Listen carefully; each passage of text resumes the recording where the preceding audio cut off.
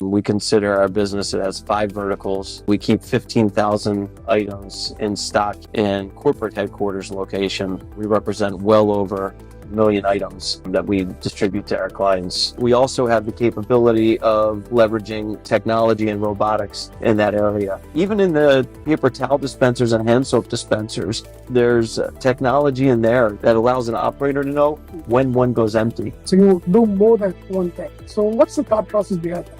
My grandfather would always say, focus on what we do best. People ask me all the time, tell me about your business. And I try and wrap it up nicely in a bow. Oftentimes I'll say, we help clients create unique solutions to help their business operate. And we do that through 5 different divisions, delivering 5 days, over 50 trucks direct to their businesses. How are you leveraging technology and what are some of the things you're doing there? I believe. How can we learn from the leaders, educators, and experts in our industry? What can we take away from their successes and failures? How can we apply this to our businesses, our careers, and our lives? This is what we are here to find out. I'm your host, Karthik Chidambaram, CEO of DCKAP. We make systems, talk to each other for manufacturers and distributors. I love to learn and share that knowledge with others. This podcast is about having meaningful conversations that we can all learn from. Thank you for being here, and I hope you enjoy this conversation. Hello, everyone. Welcome to a brand new episode of the Driven by DCKAP podcast. Today, we are here in Savage, Maryland, which is north of DC, at the corporate headquarters of Acme Paper and Supply. We're joined by Scott Attman, the Vice President of Acme Paper and Supply. Scott, first off, thank you so much for having me here. Happy to have you here. Great to see you here. And also, I just want to say thank you before we begin this conversation. Thank you for being a DCKAP customer. And also, thank you for the tour. I really enjoyed visiting Acme Paper, getting into the warehouse, meeting some of your team, and the different stuff you do. It's definitely a lot. Yeah, I'm glad we were able to help you get your steps in for the day. Something that's common for us to hear, which is I had no idea you did all of those things. And we consider our business, it has 5 verticals. As I mentioned to you, on the tour, while we keep 15,000 items in stock here in our corporate headquarters location, we represent well over a million items that we distribute to our clients, primarily in the Mid-Atlantic region, but throughout the country. So there are 2 strategies in business, right? So one is be rich and get rich. Right? So and the other is, I think maybe it applies more to distribution, right? So you do more than one thing. I think, you guys do the latter. Yeah. So what's the thought process behind that?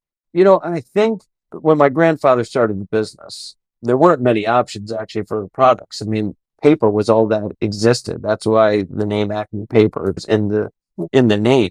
As years went on and new products were introduced to the marketplace, I think ultimately for us, it was just about being the best resource to our clients as possible. So doing as much as we can for them, but never going outside of our core competencies. My grandfather would always say, focus on what we do best. Now, with the 5 divisions I gave you, we do a lot of things best. I have, people ask me all the time, tell me about your business. And I try and wrap it up nicely in a bow. Oftentimes I'll say, we help clients create unique solutions to help their business operate. And we do that through 5 different divisions, delivering 5 days, over 50 trucks direct to their businesses. But I think that's really what we are. We are an ideas organization. We are a solutions organization. And we just do that by delivering to the facilities world, the healthcare world, and the restaurant and hospitality world. So the company started in 1946 by your grandfather. But then your grandmother also played a role in the name Acme. That my great-grandmother Great-grandmother played a name in the role Acme. She thought it was integral for us to be first in the phone book. The Google wasn't even, wasn't a thing. Yeah. So there was another company that would have been alphabetically first in the phone book. So Acme was a name that was very popular for that time. I think for any of your listeners, no matter where they are, you probably know of an Acme-oriented business in just about most states and towns around the country. So that was primarily in play to be first in the phone book. And you learned business not just from your father, but also from your grandfather. So you worked very closely with them. Yeah, I was fortunate. He passed away at the age of 96, nearly 9 years ago. So I worked with him till I was just about 40 years old. So for nearly 20 years of my adult life, I was able to extrapolate, his mindset, his vision, and his initial hopes were for the business, and even future hopes were for the business. I asked him a question once. I said, you saw so much innovation through your life, right? This was probably around the time of his 95th birthday. I said, you've seen so much. We had just gone to his house and hung a plasma TV on this wall. I said, look at that. I said, you've got a TV this thin. It is hanging on your wall like art. Can you believe it? Right? And he tells me stories about the first time that he got a TV and listening to the boxing matches in the 1940s and finally being able to watch them. And I said, is this not the most incredible thing? And he said, the most incredible piece of innovation I saw, the thing that changed our life the most, was the microwave. And I always found that fascinating. He said the ability to reheat food and be able to maneuver, feed a family, and just change your lifestyle. He said that was the thing that blew my mind more than anything else that I've ever seen. I always thought that was interesting. No, it's very, very interesting, right? So let's say if somebody's born in the 1900s, so let's say 1890s, and they lived until 1980, right? So they were born, transportation was not a thing, so it was very, very hard to go from one place to another. And then, cars came in, cars were in Germany, and then Ford made it affordable for everybody. You start going in cars, and then you start going in planes. That's like a big things happening, in a lifetime. Well, that's why, with everything that we're doing here in technology in our business, I think we're so excited about the improvements that we've made, the investments that we made. And we know that whatever we're doing today is just barely scratching the surface of what we can do in the future. So talking about technology, right? Sometimes, you think, it's a laid back thing, companies like Jansan distributors or paper supply, they don't really invest too much in technology, but you do. So how are you leveraging technology, and what are some of the things you're doing there? I had a client call me last year and say, hey, Scott, I would love if we could get some information, and gave me, a series of requirements and data points that he was trying to collect. And he's like, and I totally get it if that's not something you're capable of doing, because I get it. You're not like an IT based firm. And I said, we just completed a 7-figure implementation of a new ERP system. I said, I'll crunch numbers for you any way you want. And he's like, really? And I said, yeah. I said, that's where the puck is going. The products, we find a lot of value in the products. We believe in the products that we distribute, but not all of them are necessarily unique to us. So I don't like to call anything necessarily a commodity, but there's some reality there. There's some level of commodity, the products that we have. At the end of the day, I believe, and for the investments that we've made most recently, I believe that technology is the differentiator. Our ability to leverage technology will be a differentiator in our client's experience. We want doing business with Acme, as our VP of Sales, Dale Frankie, says often, we want it just to be easy. Doing business with Acme should be easy. It should be sticky. We believe that technology is that piece. So where we are today is we're 10 months into a complete, reboot of our complete ERP implementation process, which, as I was saying, WMS, order management platforms, a software called Blue Ridge that my brother and the supply chain team leverages, and a host of other softwares that go along with it. And obviously the online ordering platform that you participate in supporting. Where we are today is, we are a 1-year-old and hopefully a long lifespan. So, we're excited about it. We're still learning. I've had this conversation today. I feel like 3 times I've used this analogy. It's a new year. So you start to write down all the things you want to accomplish. And I was meeting with someone the other day, and they said, Scott, those are all great things, but those are all boulders. And it's hard to accomplish all of your boulders in 1 year. And I said, I recognize that, right? It's how to eat an elephant one bite at a time. So he said, I always like to make my list of boulders and pebbles. And for the last couple weeks, I've been trying to digest all of that, create my list of boulders, create my list of pebbles. And a lot of that is technology based. What are the things that we can do now for customers just to continue to see that we're even making improvements on top of what they're already thrilled to be experiencing. Yeah, I think it's great to have a 1-year-old mindset. So you're always trying to learn something new. I love that strategy. What are the different products you distribute? So the easiest way to do it is 5 divisions. So our 5 verticals are restaurant equipment and design. So part of that is service, and you saw some of that, the service of doing the design work. But the primary focus there is the equipment. So think of the back of a kitchen, hood systems, refrigerators, ovens, but down to toasters, microwaves, and the small things as well. Then we have what we call tabletop and smallwares. What that means to the general public is all of the supplies that you need to operate inside of a restaurant or bar. From there, we go to disposable packaging as a separate vertical, and that is all of the things that you need to operate in a kitchen that are disposable. So it goes from film and foil and gloves in the back of the house to front of the house items, your to-go containers, your cups, forks, knives, spoons, and napkins, and obviously the bags. In there is one sort of asterisk, which is sustainable packaging.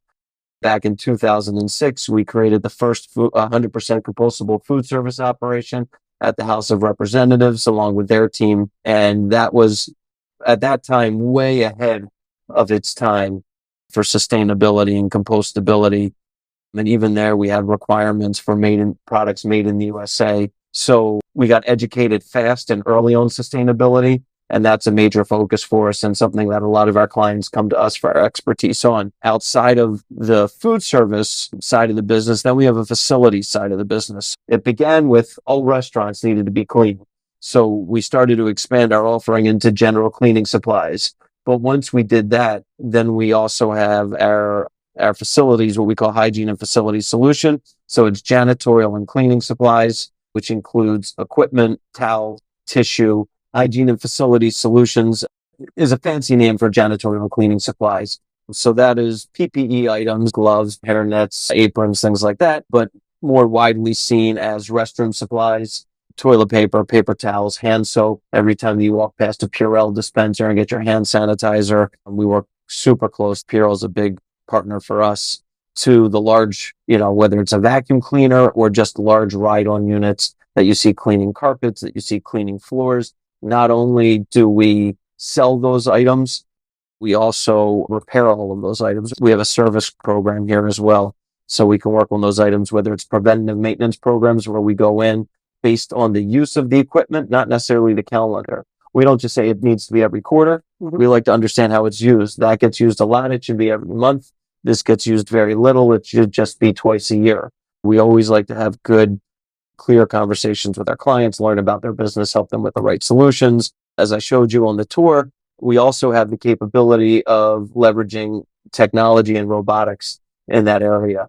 Even in the paper towel dispensers and hand soap dispensers, there's technology in there that allows an operator to know when one goes empty. So instead of having a porter just at 2:00 every afternoon go to the restroom to check, now they can track it on their phone. Oh, the restroom on the 3rd floor. And so they can go up there and just change when it needs to be done. Again, so people can be working more efficiently during the day and doing tasks that actually need to be done. Because as we discussed earlier, labor is so critical to everyone's business. And then we have our last division, which is custom branded products, which is really just the platform that we really use to differentiate our business. Historically, it really started in retail. We were working with customers like Joseph Banks, with Ritz Camera, Circuit City. Some of those large retail names don't exist anymore because retail's changed so much. But the expertise and the capabilities of branding and helping retail quickly moved into food. Really, as Food Network exploded and food became celebrity, now you see the intense branding that's behind all of these food service operations. So we had a full team already in place, and it led right into that space there. And again, it's good conversations with clients, learning about their business, trying to understand what makes them unique and different so we can help differentiate them through some of the different products. I love that strategy. I love the way you guys expanded, right? So your grandfather started in his car truck, but then you slowly expanded into other verticals. And now you do a lot of things, right? From even designing a restaurant to robotics or cleaning hotels, providing equipment to clean hotels, right? How did that come about in terms of, hey, you started one thing, but then you have the customer base and you want to expand. I thought the way your grandfather, as you described it, was very, very creative, or I would say it was very practical, right? So not treating competition as competition, but trying to work together. Can you tell us the thought process? Yeah, I think good luck, good fortune, integrity, respect, and great vision all played a role in that process. Right place, right time. So, I think my grandfather always understood, his father had a market in a deli. So he understood the idea of a basket of products and making that basket bigger. So, he saw we were serving an industry and that industry could be served more with greater products and that those products would actually take us into these other industries. Then with that, as my uncle Stephen will say all the time, talk about having the right talent on the bus, just going out and finding the right people that can leverage your vision and leverage the products that you've now brought into your building. And we've been fortunate to have some people take us to places that we didn't even think we could go. And I think we all learn from each other. I think there's a lot of collaboration in the building. People's success is something that people want to be part of. So when there's success in the building, other people want to go learn from them and see what they did so they can go take it to their own experiences as well. And it's worked out for us.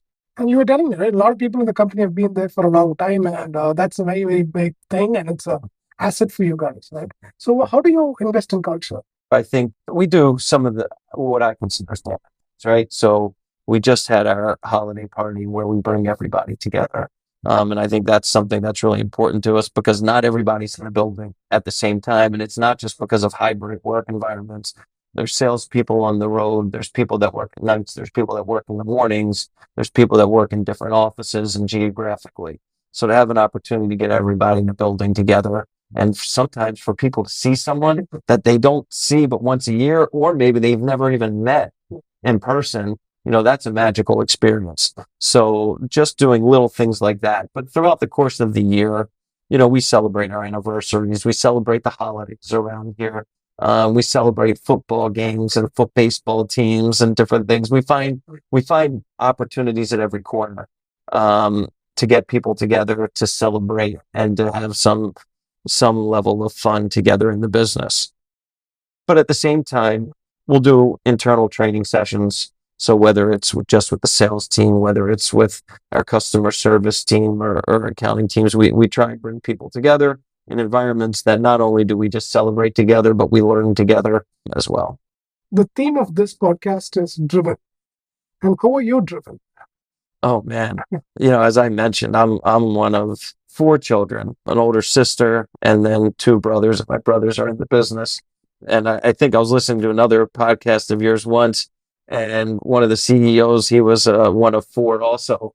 And I think when you grow up in that environment, you're naturally going to be competitive and driven. But I think growing up in the business, fortunately, the business was always succeeding and business was always being discussed around the dinner table, the lunch table, whatever it was. And you just wanted to be part of the discussion. Even as a little kid, you'd sit there and just through osmosis absorb all of these discussions. You'd hear the customers' names, you'd hear the manufacturer's names, you hear the challenges, you hear the wins, and you're absorbing all of it. And as a kid, if you wanted to be in the business, you're like, I want to have a seat at the table. I want to be part of that discussion. So I think from an early age, I was driven just to try and sort of live up to what my father, my uncles and grandfathers, let alone, some of the other 250 employees were doing, just so I could prove my value. I guess as 3rd generation, there's a little weight on the shoulders, but my brothers and I, my cousin, we all take that and we relish it. So your dad should be very proud of you. Think so. Yeah, I met him. It was awesome. It was also great to see your son as well, right? So help out in the business. Yeah. You told me that you were here first when you were like 8 years old or something. And I also want to thank your son, because he helped with the recording of the tour. That really helped, So you brought him into the business and, so he's also kind of being groomed for the next generation. That's really interesting. And that's something that I'm trying to, learn more about and understand, when my father was young, even when I was young, there were more opportunities to be involved in the business at an early age. Computers weren't doing all of the things that they are now. So, as I mentioned to you, I was alphabetizing files, right? I was just stamping envelopes. I was grabbing samples from the warehouse for salespeople, and just being in the building. Again, you just capture some of the words and some of the moments that helped people succeed along the way. I think my going to college was great, and growing up in school was great, but maybe my best education was in the summer breaks and winter breaks, being around and just capturing and being part of those discussions and just being a fly on the wall. For the next generation, it's a little more challenging because those simple jobs, the ones that just bring you here, they're all automated. So it's tougher to bring an 8-year-old into the building and say, hey, can you get this done and do this for me? There's some technical skills that need to be involved as well. So, we're trying to understand what that is. For the business, no one in our family was ever required to go in it. The door was open. If it was something you were passionate about, you thought you could provide value to, the door was here for us. And that's true for the potential fourth generation. And my site's wild that, it's not that far. It's around the corner. I would like to end with this question. What is something you're reading or something you're watching or learning, right? So how do you keep yourself updated and how do you do that? I am a podcast junkie.